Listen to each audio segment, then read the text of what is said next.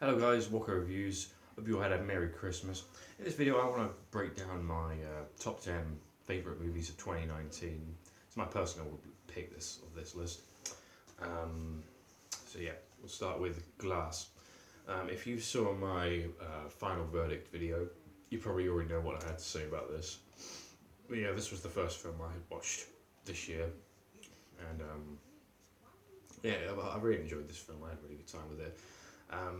At the time, though, when I first watched it, when you got to the very last few uh, minutes of the movie, oh gosh, it was it was really difficult to get through, and you understand why if you've seen it. But after I've rewatched it a few times now, along with Unbreakable and Split, it just made sense. It made perfect sense the reason why they had to do that ending. And but yeah, Glass was really changed the way superhero films are. It's not your Glass is not your typical superhero movie, so don't expect some hard hitting action. It's not like that. It's more like I guess you say, a psychological thriller with elements of superhero in it. It's obviously part three of the Unbreakable trilogy, along with Unbreakable and Split. Glass being the third movie, directed by M. Night Shyamalan. You know how his films are. He's really known for a definitive sort of twist in terms of his films, and I think the best twist his one of his recent movies probably was that got me was probably Split, with the ending basically introducing the setup for Glass, and that was just fantastic. As soon as Bruce Willis showed up at the end, I was just like, wow, I didn't expect it. Mm. It's a shame that this trilogy had to come to an end, but I guess it did. You know, if they had made more, I think it just would have ruined it. So a trilogy is just fine. It's perfect. Yeah, definitely check Glass out if you like what M. Night Shyamalan does. Next one, Pet Sematary. This is a remake of I think it's the 80s version, which I guess you could say it's more of a reimagining, I guess. We've had a lot of Stephen King adaptations this year, along with It Chapter 2, Doctor Sleep, which I have not seen yet. I will see it eventually when it comes on DVD, because I missed the showing. But Pet Sematary, I was really looking forward to seeing it, because I hadn't read the book, but I heard the premise and it kind of was really dark and satanic. And this is probably the least talked about film the least talked about novel that Stephen King doesn't really mention anymore, because of how dark and just horrible and satanic it really is. A lot of people are wondering, really, it's darker than It. Yeah, I would say so. I mean, It is more or less like a fantasy horror, I would say. But there is elements of darkness in it, and as well as grittiness, and it's a clown that eats children. But Pet Cemetery is it's about a pet cemetery at the back of about this family's house. It's an ancient burial ground where kids go to bury their pets, and it's not quite a horror. It's not really a nice place, because things come back to life, and as you probably would know, the story centers around the Creed family, who they relocate to Maine, so Derry, Maine. All of Stephen King's books and movies are based in Derry, Maine. That's where he grew up, and that's where he lives. And the Creed family discover an ancient burial ground, Pet Cemetery, and it hides a dark secret. And when a tragedy happens, when you go and see the film, you understand when that tragedy happens, it really affects the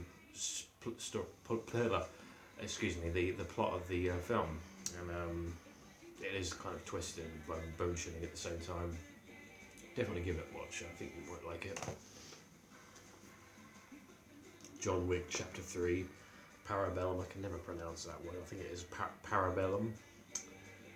Yeah, I think it is Parabellum. Part 3 of the trilogy. I would have thought this would have been the last film. I don't think so. I think we can expect Chapter 4, or John Wick 4, Chapter 4. Man, Keanu here really has knocked it out of the park since he's just done a comeback with the action films. I think John Wick was his biggest for him to return to acting.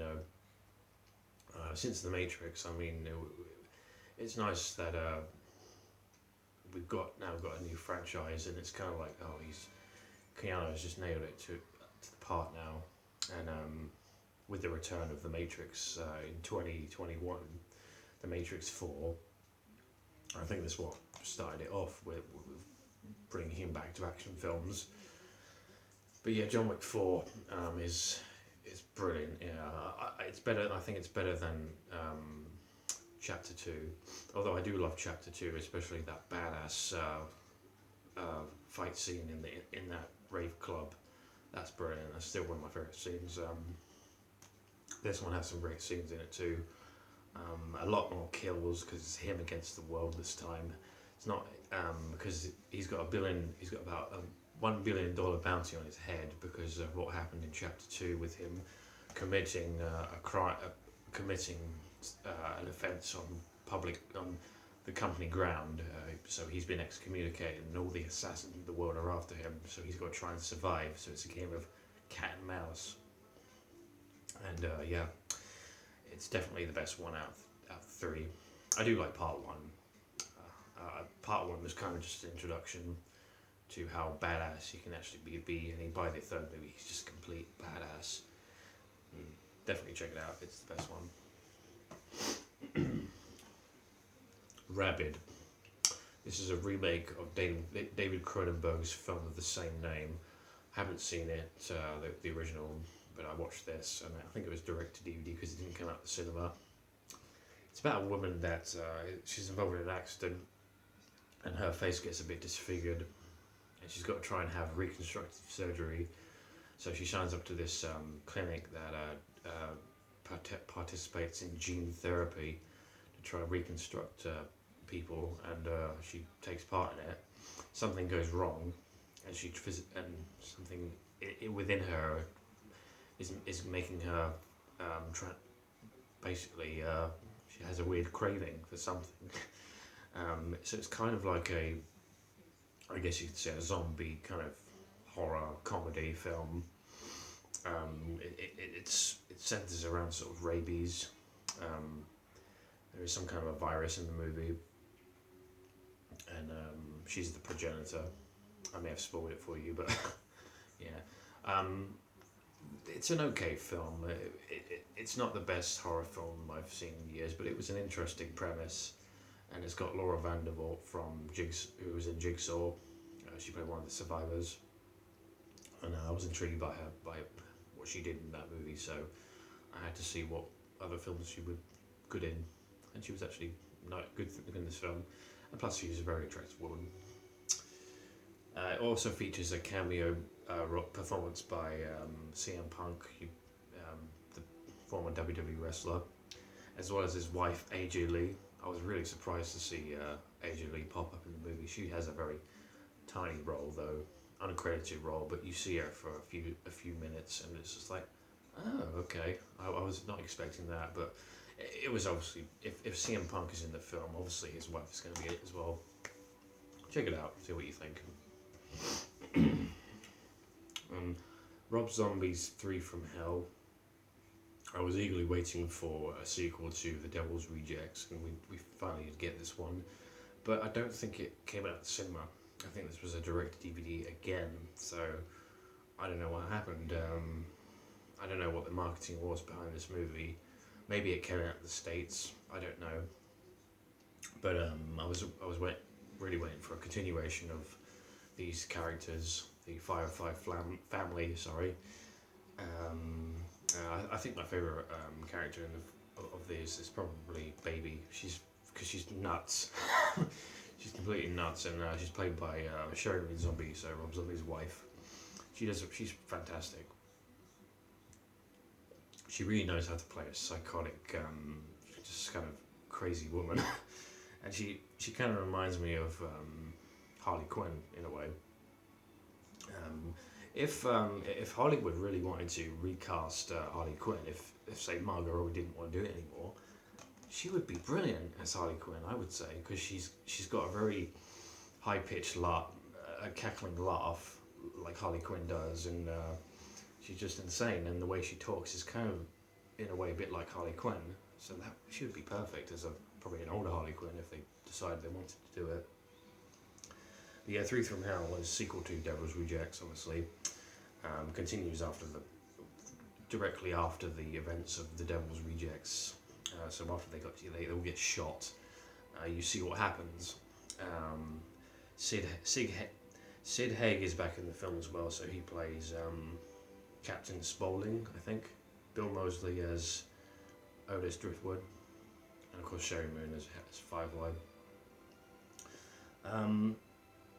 It's not as good as the other two films, so The House of a Thousand Corpses and the second movie, but it still was interesting to finish off the movie. It's sort of told a bit like a some people were thinking it's a bit like a documentary in a way, or I don't know, it's sort of told from archive kind of news reports and that, but it does eventually turn into its movie from the perspective of the camera. I mean, the beginning of the film is a bit like a documentary in a way. Is it as grisly and violent as Devil's Rejects? No, I don't think so.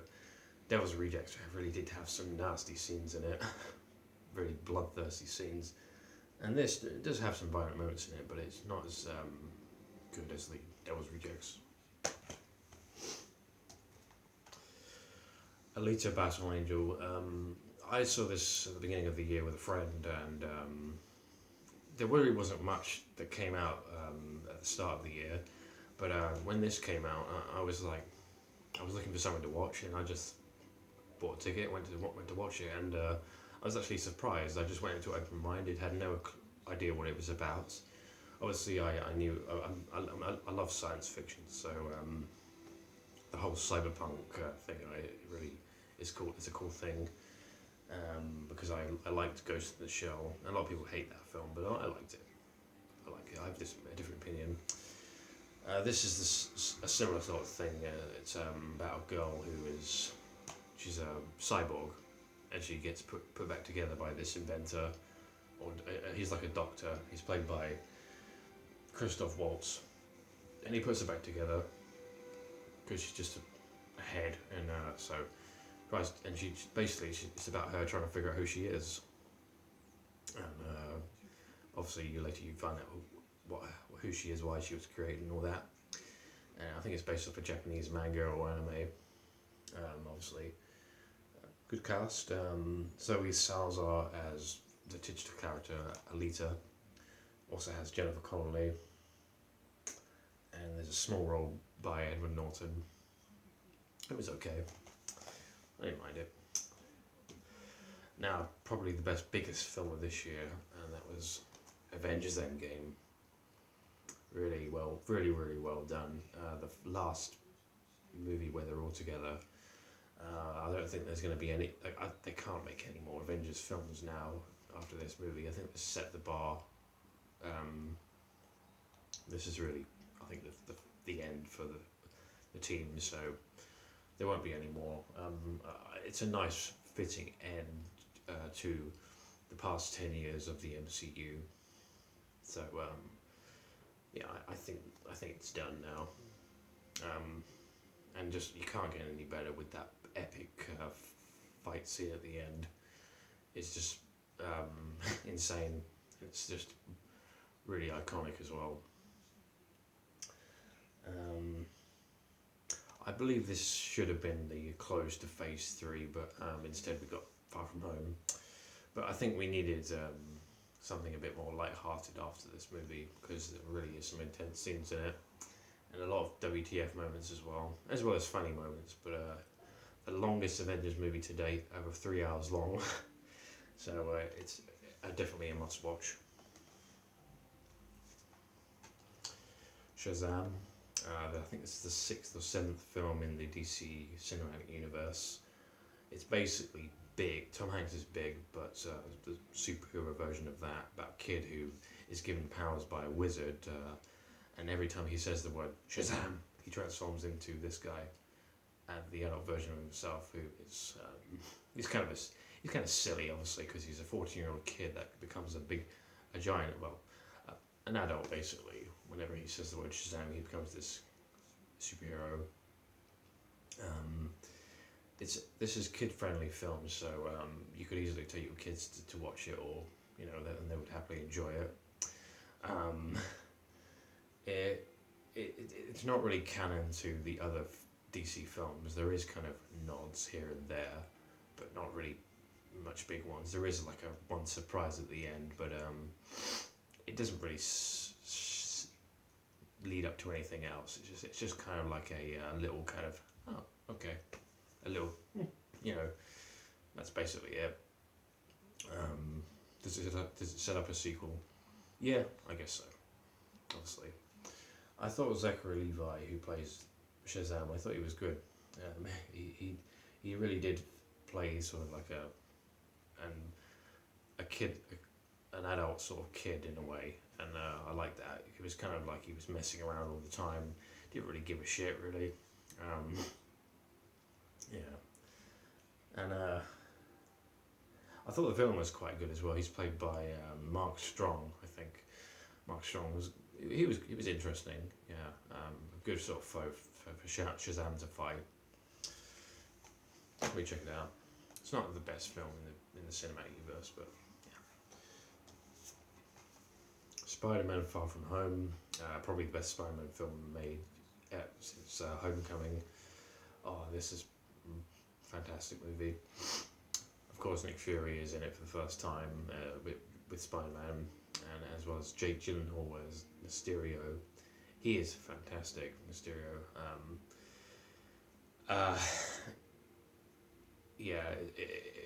I was really, really surprised with the film. I knew it was going to be better.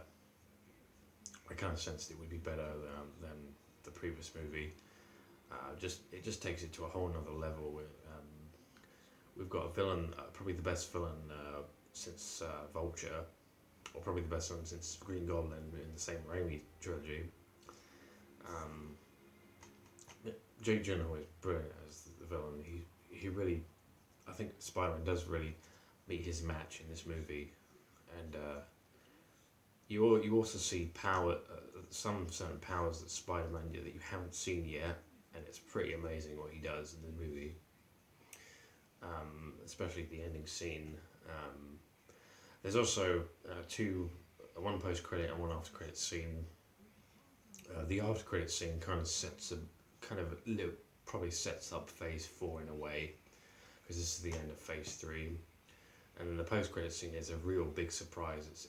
We get a surprise reveal of a character we haven't seen for years, and I was blown away that this certain character is actually back in the cinematic, in the Marvel universe.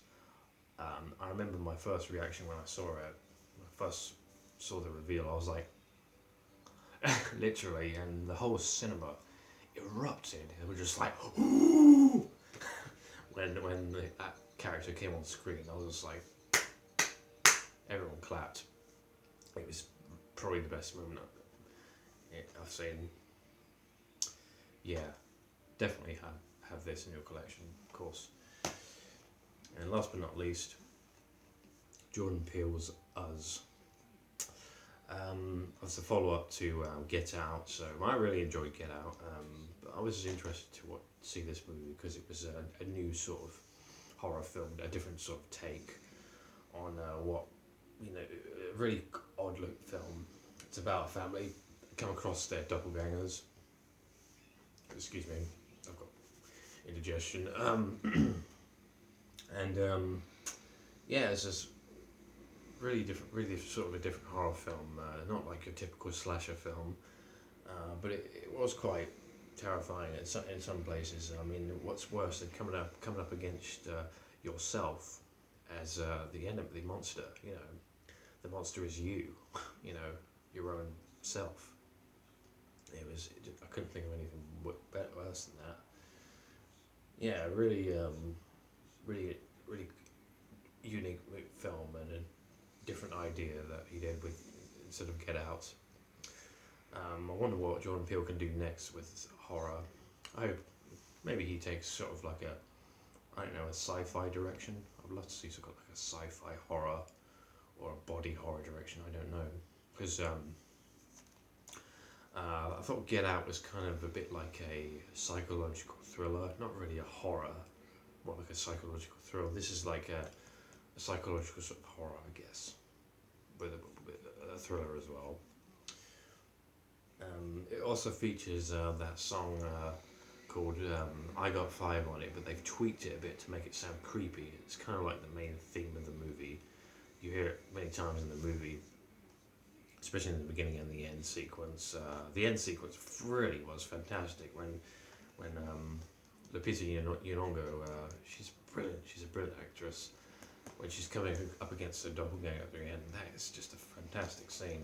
The way it was choreographed as well. The final scene when they're together, it's just like wow. And then that music comes on, and they've kind of tweaked it to make it remix the song to make it sound kind of gritty and dark. You know, it was really good. Definitely check it out if you haven't seen it. Yeah, so that was my top 10 favorite movies of 2019. I hope you enjoy, and I'll see you guys in the new year. Like and subscribe. I'll see you guys in the next one.